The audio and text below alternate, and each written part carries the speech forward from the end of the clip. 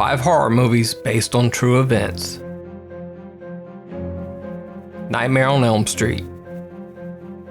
In the Nightmare on Elm Street film series, horribly burned murderer Freddy Krueger invades the dreams of his unsuspecting victims and kills them in their sleep, which then causes them to die in real life. Turns out the idea of someone's death being caused by a nightmare is not fictional. In fact, Nightmare on Elm Street was inspired by a very real news story.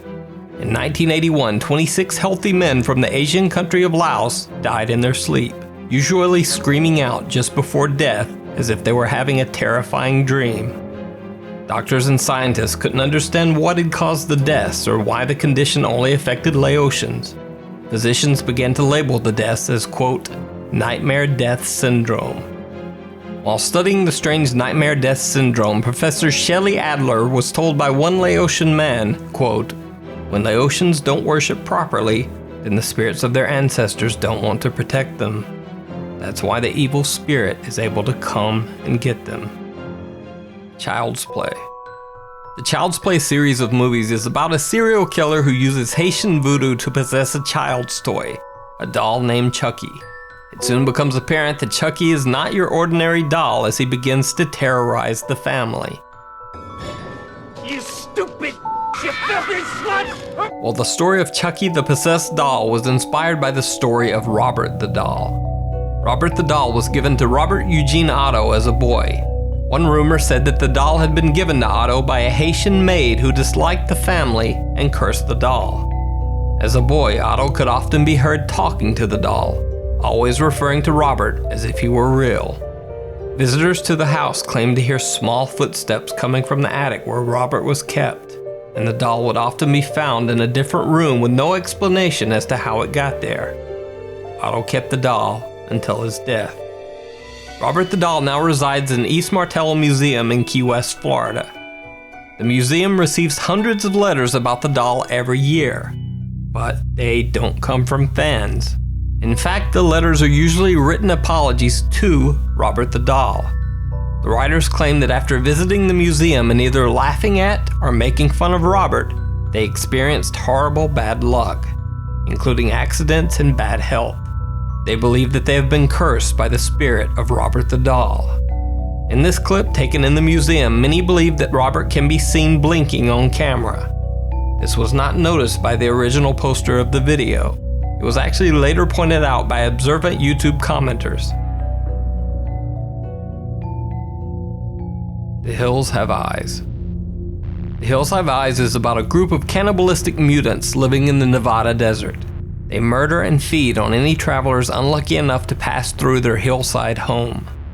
While the actual origin of this story doesn't come from the hills of Nevada, it comes from the hills of faraway Scotland and the gruesome tale of Sawney Bean and his clan. Alexander Sawney Bean is said to have been the head of a clan of 50 people living in a cave in the Scottish hills during the 15th century. The clan lived a life isolated from the rest of society, inbreeding to the point that some members of the family had severe deformities.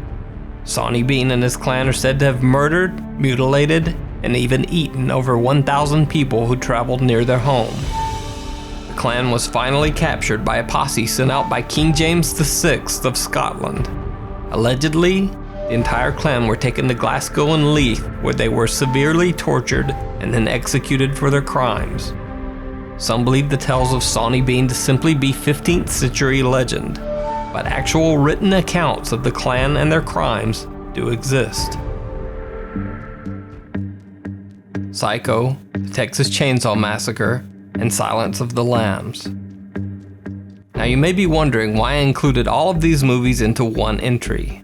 Well, that's because of the simple fact that all 3 of these movies were inspired by one gruesome true story.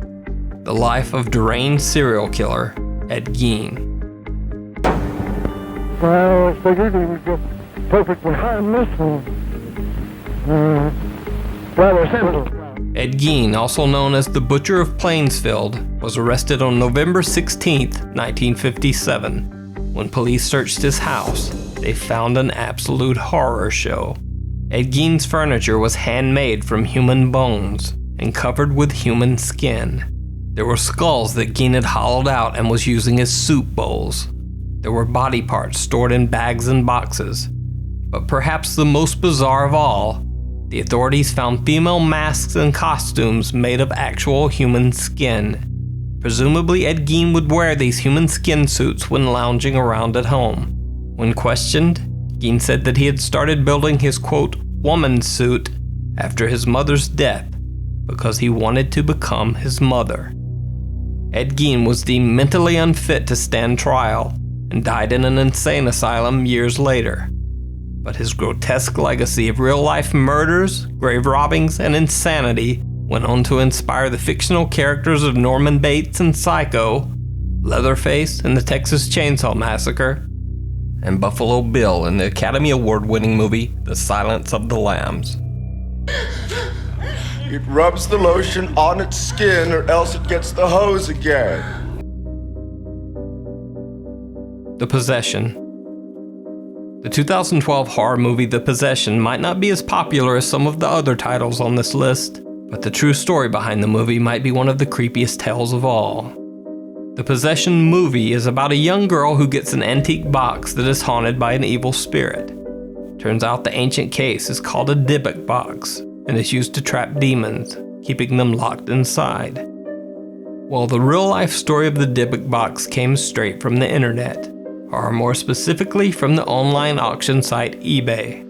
An antique collector named Kevin Mannis offered a wine cabinet for sale. He claimed that the wine cabinet was purchased from the estate of a deceased 103-year-old Polish woman and carried a horrible curse of an evil spirit. He said he wanted to get rid of the dybbuk box after many strange misfortunes had befallen him and his family, including his mother having a stroke after he had given her the cabinet as a gift.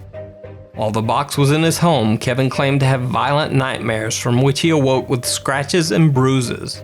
And later he even claimed to have seen, quote, strange dark creatures lurking around his home.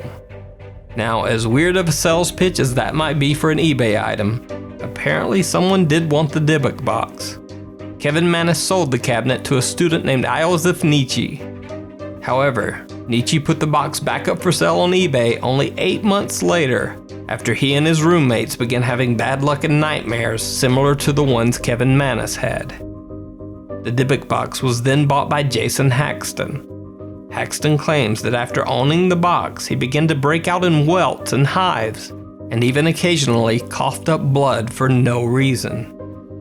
Haxton says that eventually he just decided to seal the dybbuk box inside a metal container and bury it in an undisclosed location. He has never told anyone where he buried the dybbuk box.